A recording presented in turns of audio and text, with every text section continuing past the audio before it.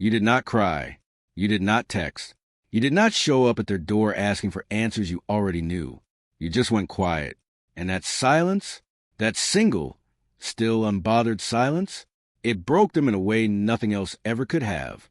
Everyone told you the narcissist wins when you walk away, that they move on instantly, feel nothing, replace you before you even finish packing.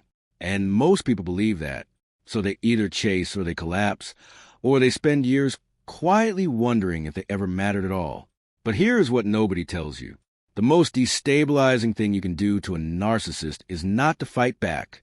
It is not to match their cruelty or expose them publicly or make them feel exactly what they made you feel. It is to simply stop performing for them, to stop reacting, to stop giving them the emotional confirmation their entire sense of self depends on. Because without your reaction, there is no dynamic left for them to control. Without your pain on display, there is no power to hold over you. Without your hope quietly keeping the door open, there is nothing left for them to feed from. And the day you went silent, that was the day the whole thing started to crack. Not slowly, not eventually, not after some long dramatic unraveling. That exact day, the moment the silence began. To understand why that silence hit them so hard, you first have to understand how the narcissistic ego actually works. Because without this, the rest of the story does not make sense. A narcissist does not pursue control in relationships because they are powerful. Research on narcissistic personality structure is very clear about this. They pursue control because underneath all the performance is a self-concept so fragile it requires constant external confirmation just to hold itself together. It is not strength driving the behavior. It is terror.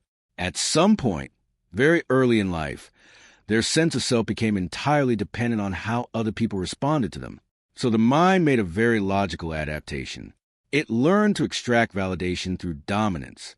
It learned that keeping others unsettled was safer than risking being genuinely seen. It learned that control was the only reliable substitute for actual connection. And that system has been running quietly on autopilot ever since. So the entire relationship from the very beginning was built on a foundation that required your emotional participation to survive. Your reactions, your hope, your confusion, your attempt to fix things and understand things and hold things together even when they kept falling apart. All of it was fuel. And when the relationship ended, they were not grieving. They were not even particularly worried. They were waiting, completely confident that the fuel was about to arrive again, because it always had before, every single time, until now. And that is where everything started to unravel, not dramatically, not all at once, slowly, in the small and completely ordinary moments they never saw coming. They posted something and waited for your reaction. Nothing came. They sent a calculated, almost apology, worded just carefully enough to pull without offering anything real. You did not take the bait. They reached for the lever that had always worked before, the guilt trip, the sudden reappearance after weeks of cold silence, the softer version of them that only ever surfaced when they needed something back from you. And for the first time in the entire dynamic, it landed on nothing. No response, no opening, no signal that the door was still cracked. And here is what was happening underneath all that silence on your end. Every time they expected a reaction and did not get one, the ego had to work harder to maintain its story about who actually had the power here. Because narcissistic psychology is not built for indifference. It is built for engagement, even negative engagement. Anger feeds it. Sadness feeds it. Desperation feeds it. A long emotional message sent at 2 a.m. feeds it. But genuine, quiet, unbothered absence, that starves it. And a starving ego does not stay calm. It escalates. It searches. It starts pulling levers it has never had to pull before, testing patterns that worked on other people, manufacturing new reasons to make contact, cycling through tactics with an urgency it would never once admit out loud. And the longer your silence held, the more visible the unraveling became underneath the surface. Even if they kept performing confidence publicly, even if they told everyone around them they were completely fine and had moved on weeks ago, something was shifting underneath all of it that they had absolutely no framework to handle, because nobody had ever just not responded before. Not like this. Not completely. Not all the way through to the end. And that unfamiliar feeling was starting to become impossible to explain away or bury under the next distraction. And then it hit. The moment it became completely undeniable. Not seeing you move on publicly. Not hearing your name mentioned through someone else. Something far quieter than either of those things. And so much heavier. It was the moment they realized you were genuinely not coming back. Not hurt and holding out. Not waiting for the right moment to reach out. Actually gone. Permanently gone. You had stopped performing pain for them. You had stopped leaving the door open just enough to keep the dynamic technically alive. You had stopped being the mirror that reflected them back as someone worth chasing, worth choosing, worth staying for. And the person they had built the entire dynamic around, the one they felt so certain of that they never once stopped to examine that certainty, had simply walked away and stayed gone. That is the moment. And for a narcissist, it lands differently than any other loss they have experienced inside a relationship, because it is not just about losing you as a person. It is the first time the ego is forced us inside a story it cannot rewrite, cannot spin, and cannot escape through performance. Every silent treatment was built on an assumption. Every withdrawal, every cruelty, every calculated moment of coldness was resting quietly on the belief that you needed them more than they needed you. That your love was the kind that could be pushed to any edge and still return.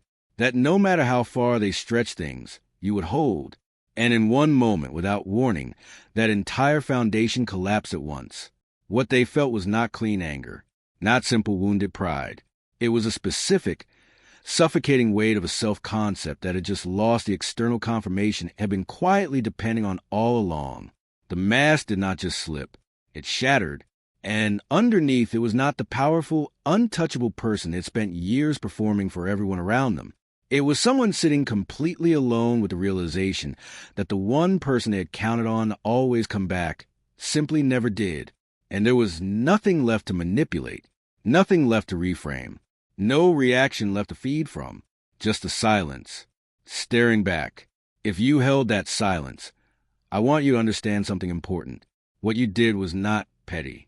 It was not a calculated strategy. It was not a power move designed to hurt them back. For everything they put you through, it was the most honest response you could have given to a dynamic that was never once honest with you.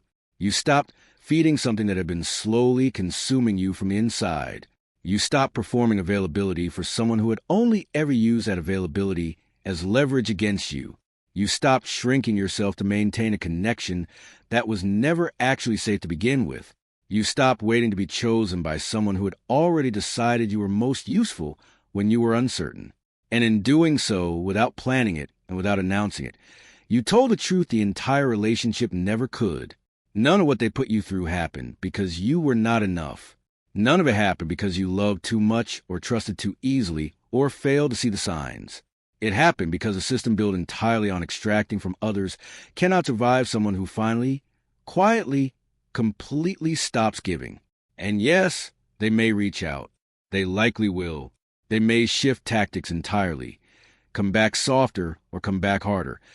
Come back with versions of themselves that almost looks like the person you originally believed you had found. And it will be tempting, because that version was always the most convincing performance they ever gave. But understand the difference between someone being destabilized and someone genuinely changing. Those are two completely separate events, and they almost never happen at the same time. Destabilization without real accountability is still just destabilization dressed in better packaging. The only thing worth paying attention to is not whether your silence affected them. It is what they chose to do with that feeling once it arrived. Did they reach out immediately, looking for your reaction to dissolve their discomfort as fast as possible? Or did they actually sit inside that silence long enough to examine what it was revealing about themselves and the patterns they kept repeating? That answer tells you more about where they truly are than anything they could ever say to you directly. And if they never did anything with it at all, that is also a complete answer. One you are fully allowed to accept and walk away from, without guilt, without explanation, and without looking back. Now I want to hear from you. Did you hold the silence? Did you watch something shift the moment you stopped reacting? Or are you somewhere in the middle of it right now, holding the line and wondering whether any of it is even worth it? Drop it in the comments. What you share might be exactly what someone else needed to read today. And if this video gave you something real, something you've been trying to make sense of for a long time without knowing quite how to name it, subscribe. Because next week we're going into what actually happens after the silence holds. Whether no contact creates genuine change in a narcissist. What separates the ones who spiral from the ones who quietly move on. And what it really means for you if they come back with a completely different approach than anything they tried before. That is a conversation you will not want to miss.